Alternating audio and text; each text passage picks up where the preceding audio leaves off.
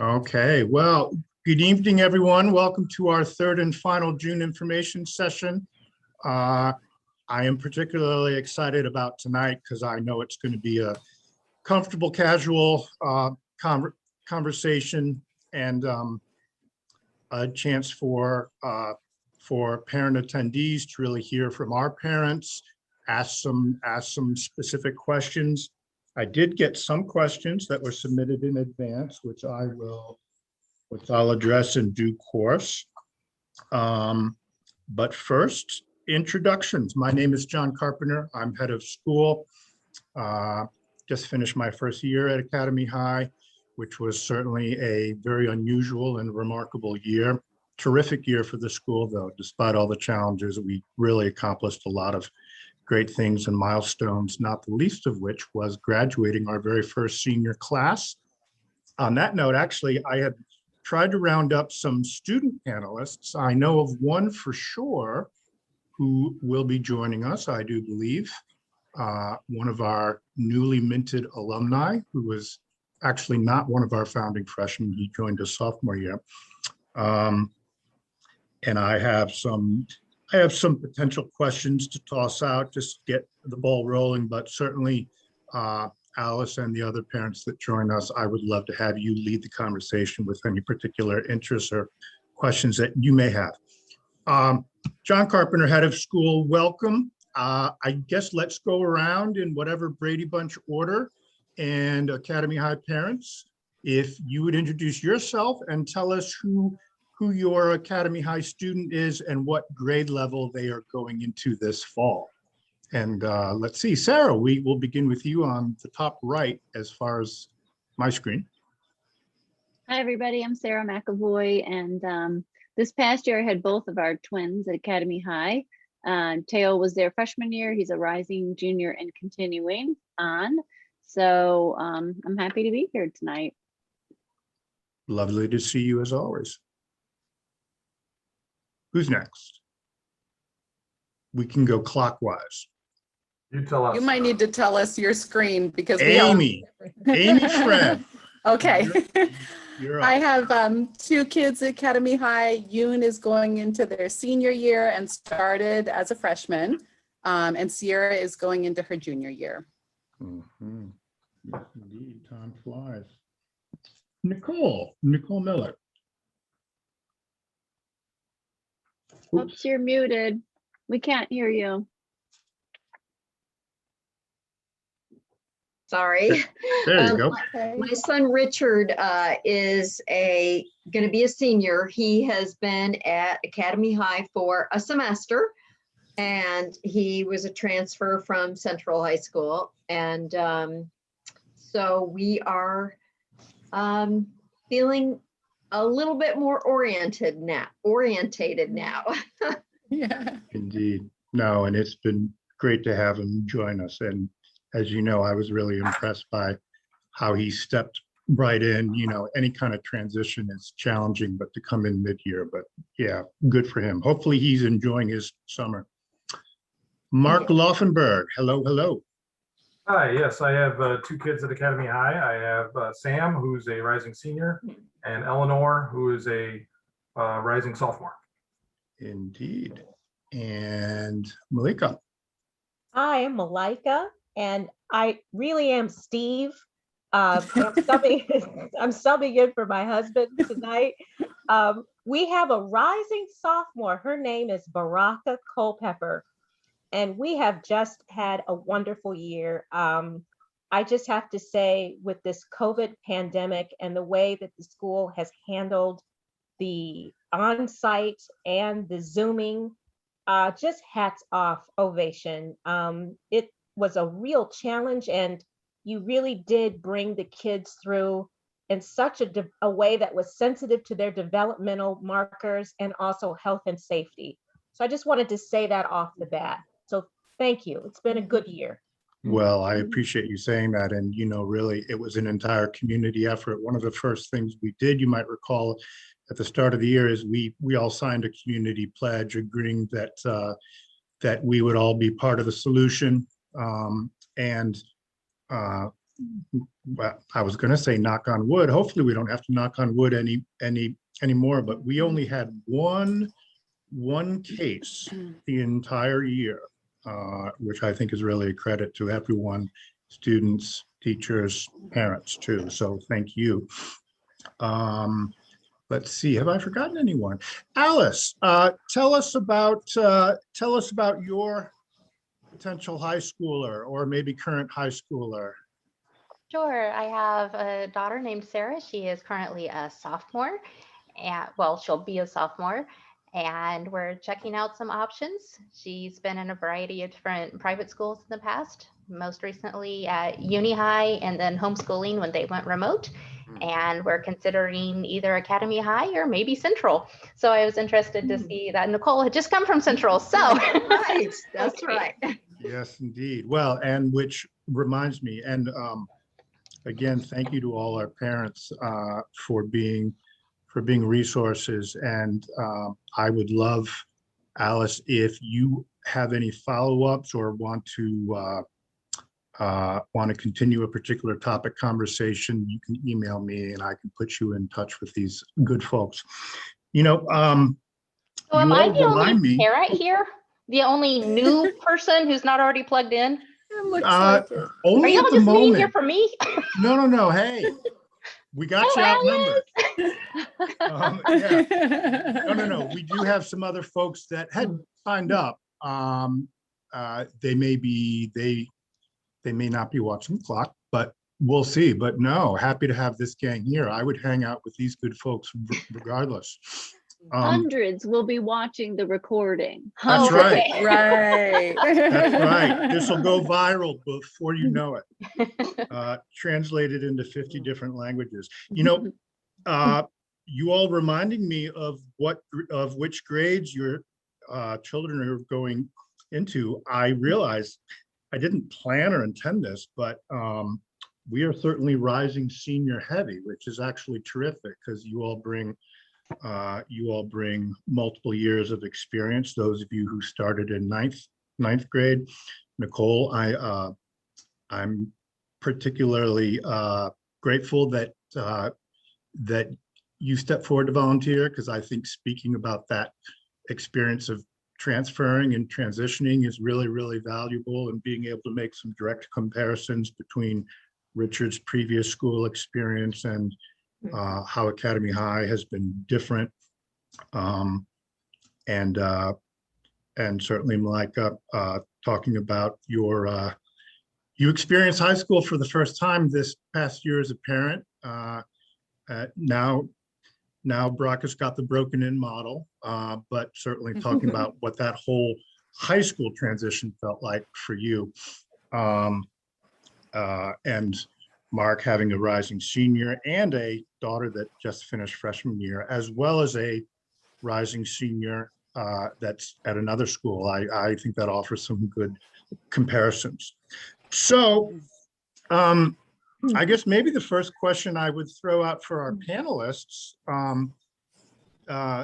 is really, what drew you to Academy High in the first place? You know,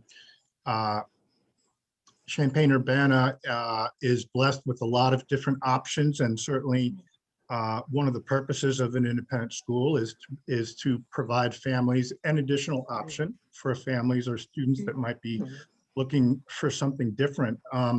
So I would love to know kind of what led you to our door. What were the factors that attracted you to Academy High, and what ended up helping you make that decision? Anyone that wants to take a swing at that, step up. Sure, I'll go first. My family was actually one of the founding families of Academy High. And so we were kind of going to Academy High before it was even called Academy High. I remember the discussions around what to name it. So we've been around this school for quite a long time now. And I think the main thing that we were looking for was something different in the marketplace, something that allowed our children to get more individualized attention than they could have gotten at other places. my kids both went to Countryside School here in Champaign, which is similarly structured to Academy High in that it's a not-for-profit independent school, doesn't have any affiliation with the school district, doesn't have any affiliation with any religious organization or anything like that. And that sort of structure appealed to us. And we saw it kind of as a gap in the marketplace that it didn't exist already. And we knew that, if Academy High could operate in a similar manner to what Countryside did, that the kids get a very individualized attention. I mean, they really strive at Countryside, and it has been our experience at Academy High that this is true as well, even more so at Academy High, where they take each kid where they're at, right? They don't say, okay, here's where you need to be, and if you're not there, well, sorry, you're not catching up. If you need more attention and more individualized attention at Academy High, you get it. If you need more challenging work at Academy High, you get it. Academy High recognizes that not all kids are the same, and not all kids have the same educational goals and educational ideals, and they're willing to meet you where you're at. Academy High meets you where you're at, and the teachers are very willing and able to, give individualized assignments, individualized work, to evaluate the kids differently depending upon where they're at. And they can get away with that, at a small school. And I think that's the major advantage that we were looking for and got at Academy High. Terrific, thank you. How about others? Choosing a high school is a big decision. Hopefully, I think it's always healthy too if the student has a say in that process, is able to participate in the decision. So you can certainly speak on behalf of your student as well as yourself. Anybody else want to share what some of the factors were that led you to us? Sure, I can. I had 3 kids go through Urbana Public Schools, and one is 27, my stepson, and he had great experience. It's to succeed at Urbana High. If you're self-motivated, it's fine. If you're not, forget it, you're lost. So my twins, who are now rising juniors, one was in 8th grade at Urbana Middle, and it was an untenable and at that time unsafe place. One twin could be like, hey, rolls off my back, no problem. And the other twin was like, I'm not going here. And talk about a transition, Nicole. He went to Countryside 2nd semester of 8th grade. Yeah. So I was a, public school teacher myself and a curriculum director. I'm all about public schools and equity and access. And so I was like, well, this will be a leap of faith for me to put my kid in an independent school. And wow, oh, it can be like that. And so my child loved it and was like, I'm going to Academy High. And we wanted something secular. It was the only secular, non-test based school option anywhere, right? Otherwise you're like moving, without moving, this talk about filling a market, lacking a market. Yes, Academy High really came through. So I would just like to say that kids can't fall through the cracks at Academy High because there are no cracks. It's impossible. So what I know was going on, because I just got a little intel from some people that I won't say their names, but what was going on at public school was kids were having 2 monitors open during the school year. One monitor was for the video game and the other monitor was for the school. Right. So the parent walks in and says, what are you doing? How do you know you're not going to be called on? And the kid says, oh, we have a designated kid for that job. So it's like having a designated driver. One kid is listening to the teacher and going, quick, Fred, get online. You just got called on. Okay, that's what was going on. So we got our cameras on at Academy High. We have eyes on. We have adults and caring people knowing like, oh, you seem a little off today. How are you? I mean,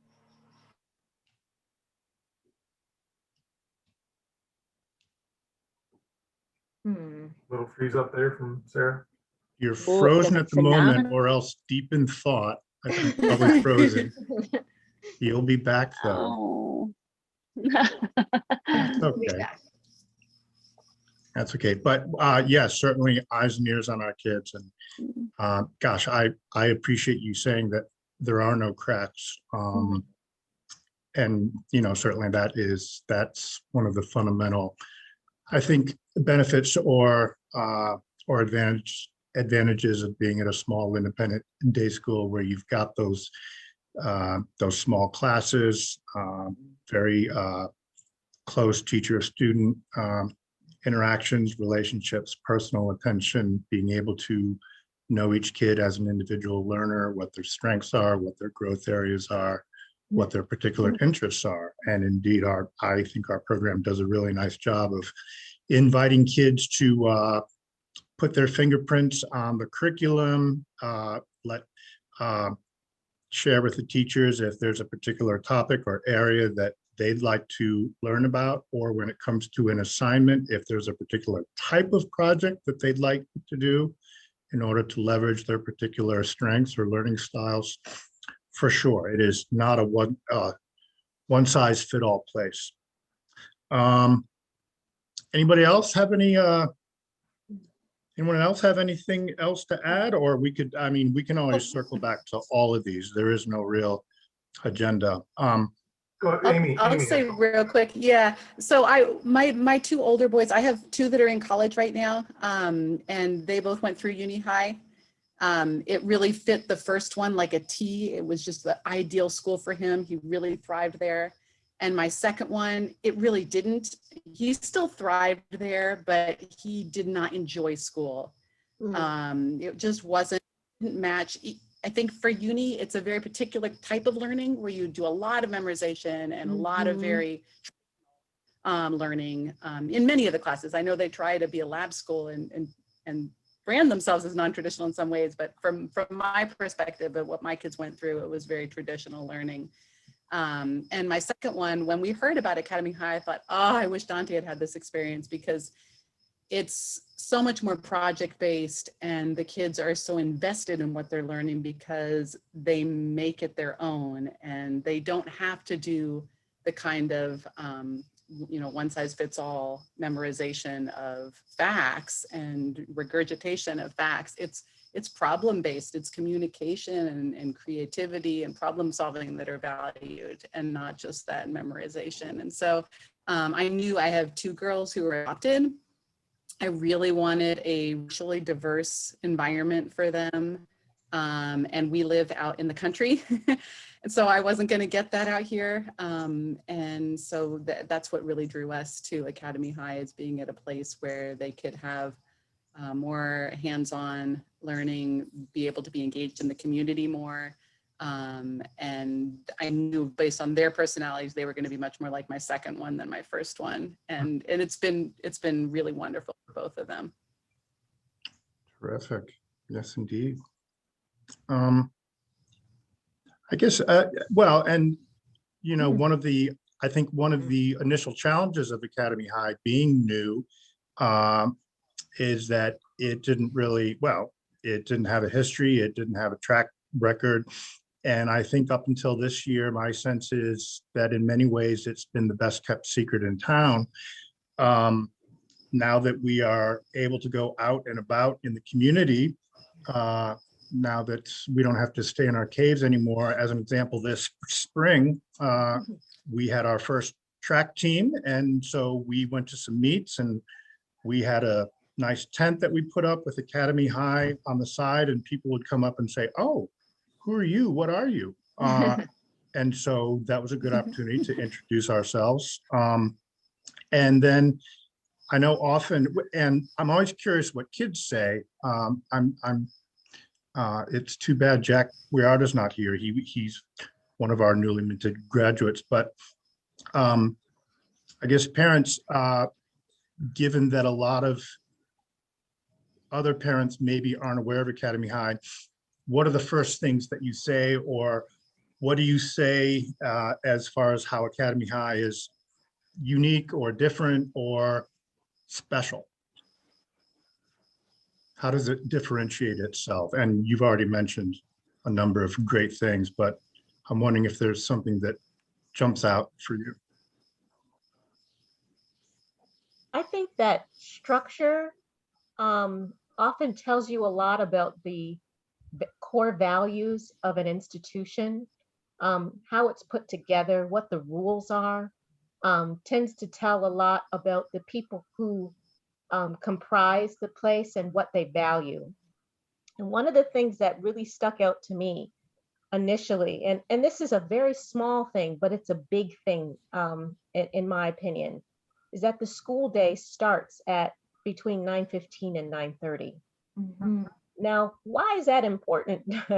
Well, what we know from the literature is that teen brains don't turn on until about that time, right? And so we're not fighting biology. You know, someone took the time from an institutional perspective and said, if we want students to be successful, we have to set them up for success. So if we're going to set them up for success, then structurally, we're not going to wham them at 7:30 in the morning and expect them to be all bright-eyed and bushy-tailed. We're actually going to start when most of these developmental brains are on deck. And we're going to structure the day that way. And so the classes are also structured accordingly as well. Some of the STEM related courses are more in the morning, so that students can focus in different kind of way, with the humanities courses kind of lending towards the afternoon. The extracurriculars also are geared in that structural way that's sensitive to family schedules. My daughter ran track, and so I just had horror and shudder of what I experienced running track in a very large public school in a large metropolitan area. And it was a lot of busing and driving and being out until almost 10 o'clock at night for sometimes. And it was not like that at all with this. So I think the structure speaks a lot to the core values of the people who are driving the school, which is that they actually like kids. You know, I mean, it kind of seems dumb to say that, but you know, you would say, hey, Uni High, hey, Urbana High School, if you really like children and you really are sensitive to all children having some modicum of success, then at least set them up structurally so that half that battle is kind of won, so to speak. The other piece that I think is very important, I really liked your statement, Sarah, about that there are no cracks there. This Zoom thing was very hard for the kids. I remember one evening my daughter just saying, I can't, this Zoom, I mean, we're all having to be accountable and I have to look in the camera all day. You don't understand what that feels like.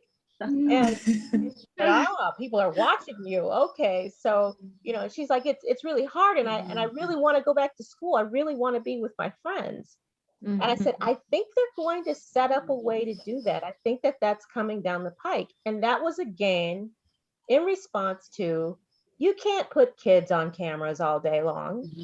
How do we structurally build something that's safe, where the kids can actually be with each other and be in community, and yet we can all be respectful of this virus that doesn't care about anything but propagating itself. So those are kind of baseline. And for me, it's almost like a Maslow's hierarchy. If we can talk about the kind of things that keep everybody safe, happy, and equitable, then we can talk about the things that make it special, because we're building from a solid foundation. So I would just say, especially, I think I heard you, Alice, say that you've been homeschooling, and you know, that's an amazing. I was homeschooled at a certain point in my life in high school, because I had a very rare lung fungal infection that almost took me out from camping. So I had to have a year of just recovery. And one of the things that you learn from homeschooling is that learning doesn't happen on the same speed that schools say it does. Sometimes you learn that, wow, I actually went through French, second year French in 3 months, because I liked it and I didn't need to be on the school schedule. And so, wow, that put me in a very different position because I was able to be sensitive to my own talent and, you know, what I was interested in. And the school has that flexibility there. You know, if your child just loves to do certain kinds of exploratory work or research, there are those opportunities to do it in school or in after school clubs. And that really stuck out for me as well, because that's, again, sensitive to child and student development in a way that's not saying that all children learn the same and therefore we create a cookie cutter experience that basically alienates most people. Mhm. Wow, thank you. And yes, you mentioned that we've known for a long time that adolescent brains aren't at their best at 8 in the morning. I think the same holds true for a lot of adult brains as well. So I've certainly enjoyed the slightly gentler start to the day, but I think, I mean, for me, and that's very much what drew me here, having just finished my first year, is being deeply grounded in 21st century teaching and learning, current best practices. This is such an exciting, really a revolutionary time in education. So much has changed in the last 20 years as educators rethink the fundamental purpose of what and why, but brain-based learning has really emerged as a very powerful tool with which to shape curriculum, things like differentiation, recognizing that not all kids do learn the same way. There is no one size fits all approach. Not every kid needs to do the exact same assignment or the exact same project, kind of like an assembly line. And when you give students choice and voice, that right away, that gives them motivation, engagement. If it's something that's real life relevant for which they have personal interest, and also an attention to the whole affective environment, not only what they're learning, but what the environment is, what the classroom environment is. Do they feel seen? Do they feel known? Socially, emotionally, are those basic needs being attended to? Because the reality is that you can't teach to a student's head until you've reached their hearts. And if they don't feel safe and known, they're not going to feel as present and engaged either. Here's a fair question that families often ask. You know, certainly one thing that I think is special and unusual about Academy High is our size. This past year we had 60. We actually started with 9 students 4 years ago. Our founding freshmen added a grade level each year. We were at 60 this past year with a freshman class of 19, which is basically full, and that's very encouraging moving forward. And we are going to continue to grow very thoughtfully and modestly. We never want to be a big school, but I'm wondering, parents, either from your perspective or what you've seen or heard from your kids, what are the pros and cons of Academy High's small size? If you have any thoughts. If you don't mind, from my new secure but messy location, I will answer the last question, which was a little bit about student choice. Yeah. And I think that really matters to my kids. I think having modules in which you get to choose what modules you sign up for, and that they're quarterly, so you're not stuck with a year-long or a semester-long course. And so you can learn a lot of different things, coding or financial literacy or whatever they're interested in. One of the things I wanted to also mention was Ms. Chen, who teaches Mandarin. What she did for a parent-teacher conference is she took a video clip of Teo that, because she taught at Countryside, so his first, conversation in Mandarin with her. Then she took a video clip of him freshman year, and then in front of us, she had a short conversation in Mandarin with him. And, he went from knowing nothing to having, to being really like, when can I go to China? When am I going to Taiwan? Which is really phenomenal. So that kind of teacher effort is, you know, and she's not alone in that kind of, you know, extraordinary effort. One thing I like about the ethos of the school is like the idea that you give back. So if you're going to benefit from something, you give back to the school. So like when the kids started the business of the coffee shop, you know, they're going to bequeath the business to the school, and it will be an ongoing experience for kids so they can take over and operate it. So many kids chose to be in a caring club or pen pal, or just, I think there's a good ethos as part of the school. And let's see, there was one other thing that I really appreciated. Mr. Carpenter had an opportunity come across his desk that he forwarded to us about an artificial intelligence summer opportunity. And Teo finished it Friday. And wow. he didn't know anything about artificial intelligence, and he had a super experience and really opened a lot of doors intellectually for him. And that's the kind of thing, like with that independent school headship, you know, those kind of opportunities will be there for our kids, which is really spectacular. I don't know where this will lead for Teo, but it doesn't matter to me. It's just that the idea that he could go places with that, and then that it is part of who we are, that we give back. So I didn't probably answer any of your questions, but that's my contribution. John, let me try to answer your question, if I may. That was great, Sarah. That was wonderful. That was great. I think the pro and the con of the small size is kind of the same thing.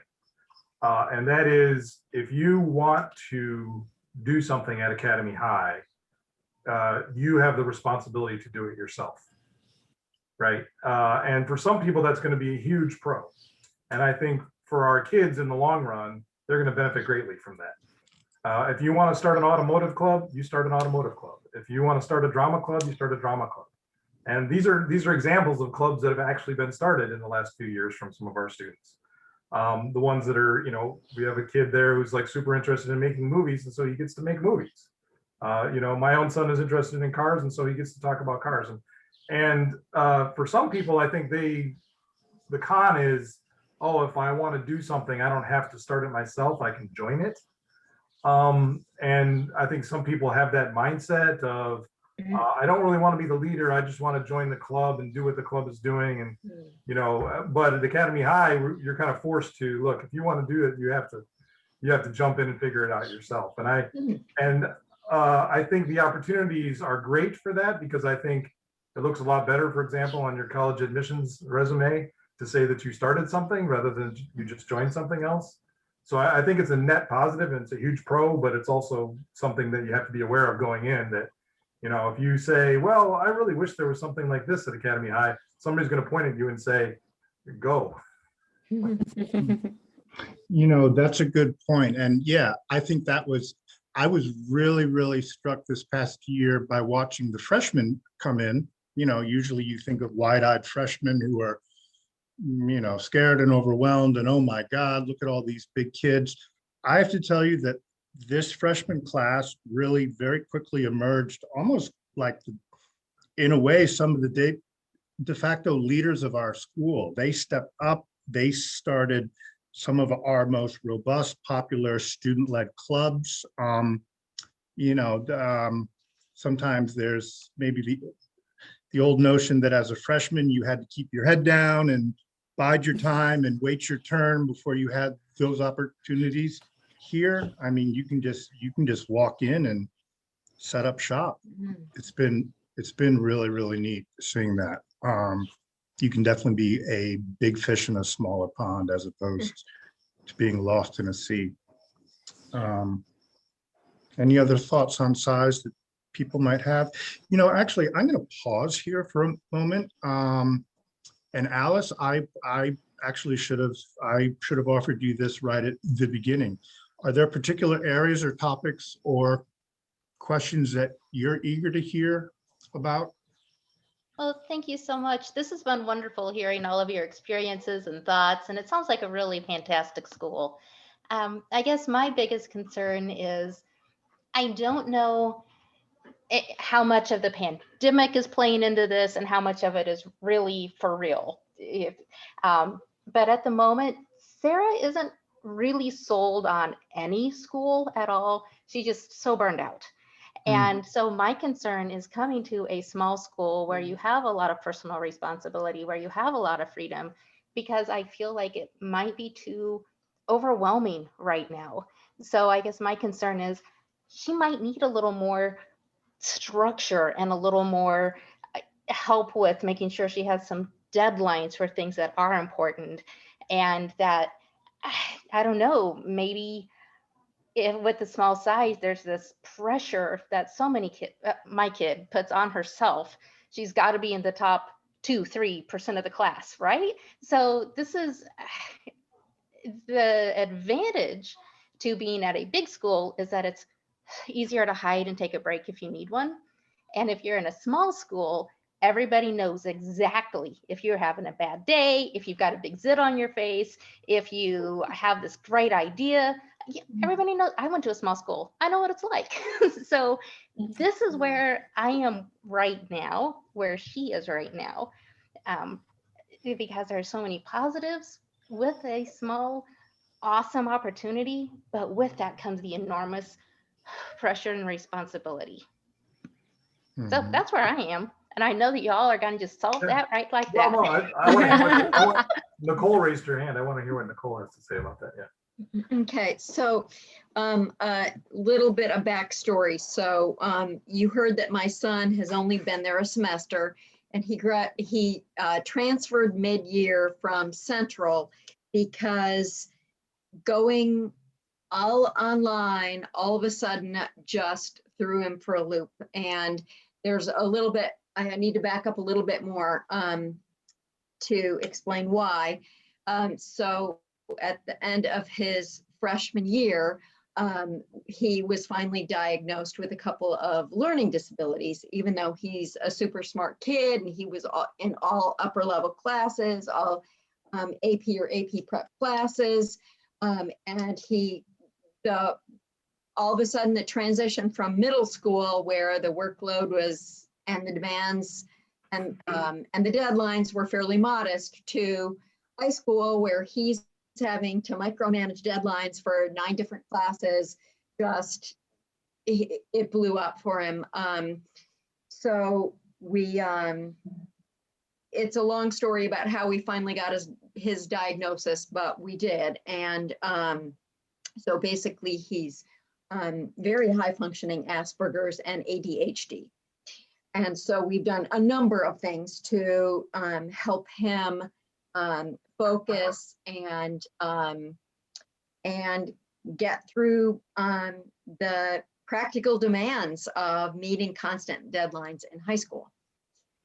And he was starting to do better with that, and then COVID hit, and he couldn't do it all online. That as somebody pointed out, the temptations to just open new tabs or mess around on your phone while you're supposed to be in class, just all of that was just too overwhelming. And while I do work from home, I have to leave home for extended periods of time to run our business, and so I couldn't be around to do the policing that he clearly needed. So I've since read newspaper articles and so forth about how he is not the only kid in America to have had problems with all online learning, which is good and bad, I guess. So at any rate, we knew something had to be done, and we had already checked out Academy High actually before he went to high school. And my husband and I really liked it at that point, but because all of his buddies were going to Central, he begged and pleaded, please let me go to Central and try it. So we did, because as we all know, unless our kids are really invested in something or behind it, it's just not going to succeed. So so we let him try Central with obviously very mixed results. So fast forward, I remembered about Academy High again. I'm like, let's try it. And he was agreeable this time. So we transferred over. And I'd say I really agree with what Sarah had to say about the cracks, because all the teachers were on board with a whole bunch of extra communication with me, because one of the things about my son is that he is still learning about how to be an advocate for himself. He has trouble with that, but he's getting better at it slowly. And also, I needed to know exactly what was going on with work that he has or hasn't turned in, because again, communication is not one of his strong suits. And so while I completely felt like I was lost with what was going on with his work at Central, because they use a system called Home Access, and the teachers are all inputting information into Home Access in very different ways. And so you don't know whether the information about his history class is up to date or not, because it could be that that teacher has decided not to update any of the grades or work that she has graded for a couple, 3 weeks. And we found that the teachers who all have lots of students and lots of class sections were often very slow to respond to emails from parents and students, or they just wouldn't do it at all. So one of the great frustrations with his freshman year was that he had 3 different teachers who would never answer an email. And I felt bad about it, but I went to the administration with it, and they said, well, we understand your frustration, but we can't do anything about it. So that's the public schools, because there are so many rules in place from the unions that literally the administrators' hands are tied when they're having to deal with their teachers. So at any rate, Academy High has been a very different experience. I get instantaneous and sometimes multiple emails back from the teachers. I get proactive emails from the teachers saying, you know, I don't think I saw such and such assignment from Richard. Can you find out what's happening? This for a kid who needs extra attention and extra attempts at other people communicating with him, because he doesn't do a great job communicating on his own, was a huge breath of fresh air. He got through this semester great. For the first time in his high school career, he turned every single assignment in. And this is after a couple years of having lots of things that never got turned in because he'd get behind and then very frustrated and couldn't seem to get the support he needed to make up past work. And I've been telling him for the past couple of years, you know, if only you can get that work in, you know, don't worry about the grades will follow. And that's exactly what happened this semester. And I'm seeing, for the first time in a few years, a son who smiles, a son who comes out of his room, a son who interacts with his family members, and is not dreading going back to school in the fall. That's great. Thank you. Alice, I appreciate your question though, thinking about particularly for the incoming freshmen, the whole notion of making sure that they get a good start and they've got a strong foundation, and sort of get some basic support and instruction on kind of how to do high school. Something I'm really excited about for this coming year, and actually I don't think anybody here knows about it because it's a very recent initiative that the faculty and I developed right at the end of the year, and actually some summer meetings too, is we're going to create what we're calling a freshman foundations course, which is going to be a combination of a lot of different things. It'll be organization and study skills and note-taking and test prep. It's also going to be doing things like helping students identify their own learning styles, identifying what their strengths are. We may give them a Myers-Briggs test. And, you know, part of our program is very much about collaboration and communication, but which is interpersonal. But I think the intrapersonal piece, helping students, helping young people really come to know themselves as learners, know themselves as people, offering them some, you know, trying to encourage grit and growth mindset and resiliency and mindfulness. It's those soft skills that I think are increasingly becoming important too. We're certainly hearing that from colleges, students who can learn independently, but also know how to advocate, look for extra help. And I think this freshman foundations course is particularly appropriate for us because actually, well, this past year, 20% of our students came from a homeschool experience. I think our homeschool kids bring a lot of sort of value addedness to us because they don't necessarily learn or go about their business in a traditional, conventional way. They're often much more creative and fluid and flexible in their thinking. But, you know, there are some tried and tested approaches of kind of how to do school. What I tell kids all the time is, you know, organization is half the battle, and often it isn't about working harder, it's about working smarter. And so we're excited to be investing in our freshmen this coming year to give them that foundation so that they can really run forward. One of the things, John, that you just touched on, which I think is a really fascinating thing, is how the things that you're doing at Academy High are the exact things that colleges are looking for. Mhm.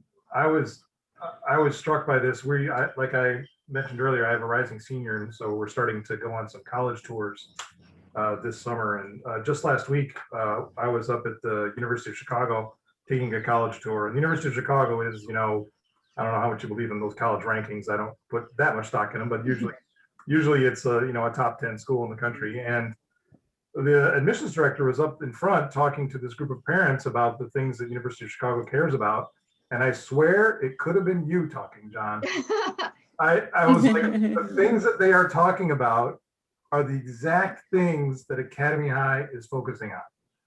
And it was, you know, less content and more process, you know, more skill development and less facts. And it was really neat to see it, because it's like we've been trying to do this Academy High thing for several years now, and we're sort of, you know, we have this mission and we have this idea about the way education should work, 21st century education, as you said, the things that employers are looking for, right? Not that you can memorize facts, or not that you can know everything that you can look up on Google, but that you can actually communicate, and that you can actually, you know, stand up in front of people and tell them what you're trying to get across. I mean, those are the skills that people are looking for. But it's not just employers, it's colleges too. And to me, that really drove home that, oh, okay, this Academy High place, yeah, you're not going to go there and be a cog, right? You're not going to be able to go there and sort of be anonymous and just be part of the machine. You're going to be part of the culture, but that's what's so great about it. That's where the value really comes in. And I Structurally, think, oh, sorry. no, please. I was just going to say structurally, my son, one of them was getting behind in work. And so Academy High said, you know, have an advisor, and we're going to check in with you every Monday, and we're going to go over what you're missing. But the teacher wrote a beautiful, lengthy email to me saying, please let me develop this relationship. Let me take the lead here. I want to have your son's confidence. Let me move on this. Please don't be involved. Not that I wanted to be, you know, do your thing. But that was really great that they were like, oops, we're seeing some little situation. We're not getting all the work in. We're going to reach out. You now have an advisor. So I really appreciated that. One thing I want to talk about is the fact that Academy High made the mental health module mandatory for all students so that, first of all, a pandemic. Who wasn't depressed? Okay, come on, right? So now we just need to openly talk about, mental health and how is that related to getting out of bed in the morning, showing up, etc. And so each of the grades had this module with the therapist, April Keaton, and they didn't make it optional. And that was important to me because no kid's going to be like, yeah, sign me up for the mental health module. I don't know, my kids wouldn't, but nevertheless, you still benefit from, see, we value your mental health, that we're going to have a module to talk openly about these kinds of things. So I just, I thought that was worth mentioning too. And yes, it's true. You won't have anonymity at the school. If you want to put your headphones on at lunch and sit at a computer, that is perfectly fine. Nobody needs to be rah, rah, rah every minute. And it's so funny because one of my kids was described as the introvert and the other as the extrovert. And I was like, you're kidding, right? So one behaves as, our introvert behaves as an extrovert at school, and the extrovert behaves as an introvert at school. Go figure, right? But nevertheless, their needs were met. Yeah, and then I think that also, I mean, just to give Alice sort of a different perspective, my freshman daughter, who's a rising sophomore, I mean, she's the type of student who I don't ever have to pay attention to what she's doing, right? I don't have to follow her assignments. I don't have to make sure she's keeping up on stuff. I mean, she just takes care of business. And at Academy High, she was given an opportunity to thrive as well, because the teachers were, again, with this individualized attention, specifically challenging her to do more, right? And saying, oh, I don't think this is enough for you. You need to, or like writing a paper and asking for multiple drafts of the paper, even though her first draft was in really good shape. Like always asking for more and always asking for more. And I think that notion that you can take kids that need those helps, like some of the parents have described here tonight, and be there for them, but also take the kids who are looking for that extra challenge and be there for them as well. That's great. Alice, any other things that are on your short list? Oh, and Malika, I got your message. You have permission to go make dinner. Thank you so much. Save me a plate, by the way. Thank you so much for your time this evening. Sorry, Sarah, you were about to ask her? Nope. I was going to say one thing, Alice. My youngest is one who would tell you she does not like school. She would prefer not to go to school. Really? And yes, absolutely. And it's funny because my oldest was the one that did really great at uni and is a computer science person. My second one, who really struggled with school and never liked school, he's actually in music school now. And she is very similar to him. She's actually at a music camp all summer right now.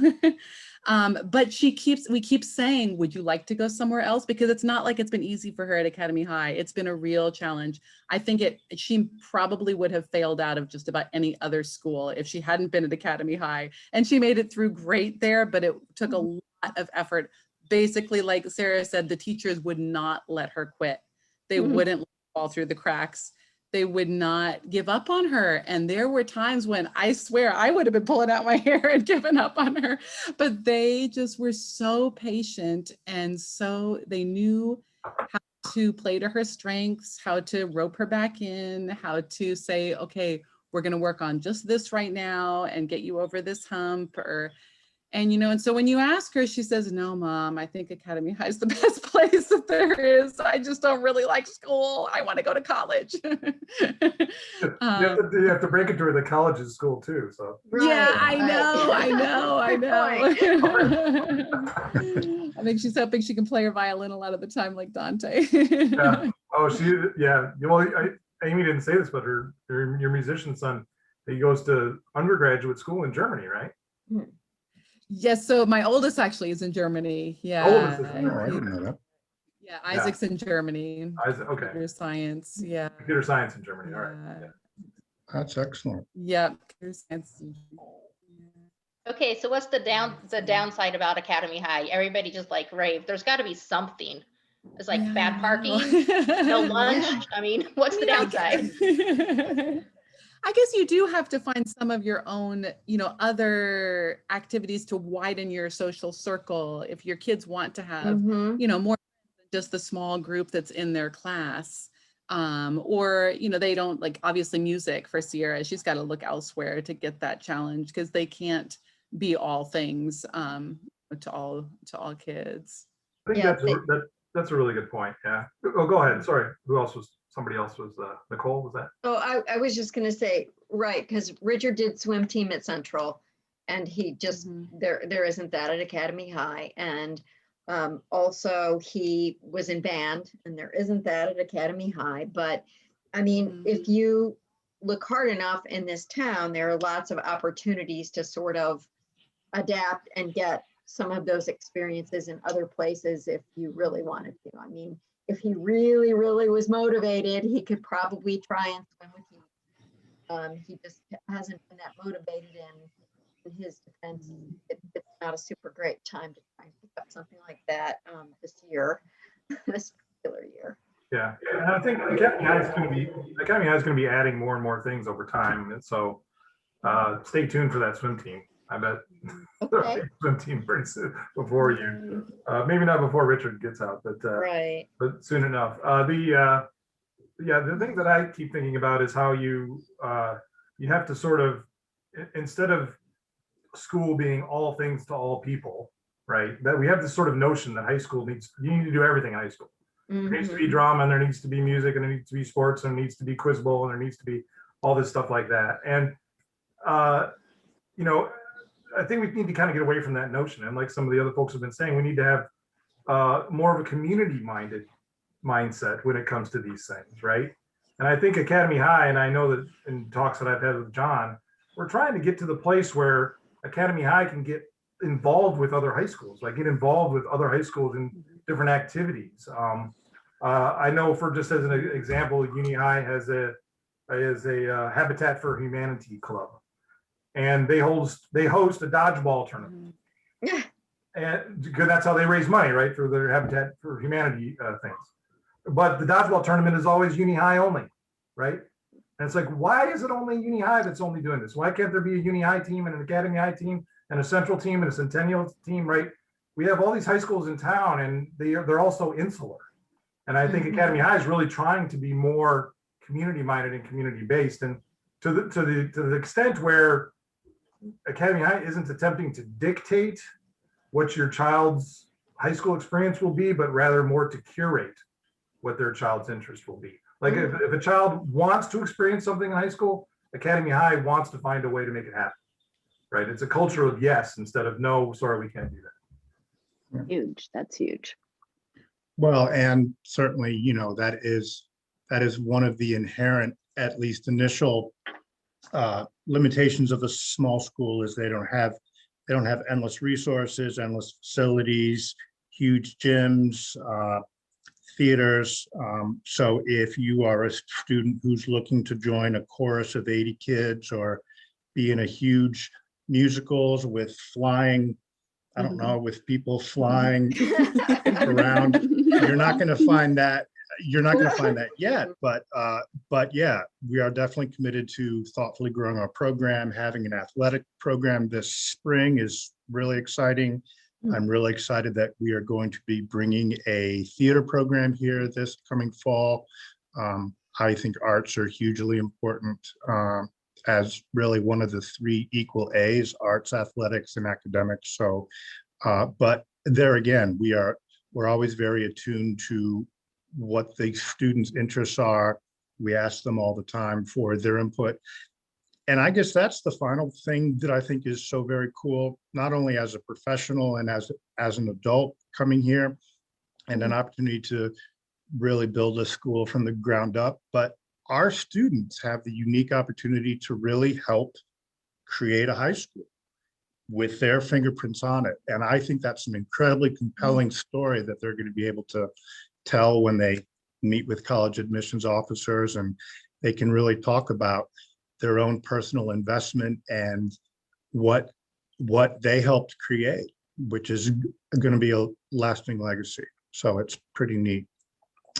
I so appreciate everybody's time. I don't want to be greedy with your time, and I know Malika's getting my plate ready, hopefully. So I want to get in on that action. Alice, please, please, please don't be shy about following up with me. If you would like me to connect you with any one of these wonderful ambassadors to continue your conversation, that would be really, really terrific. And of course, I am always open and available. There's nothing I like better than to talk to parents and students about what their hopes and aspirations are.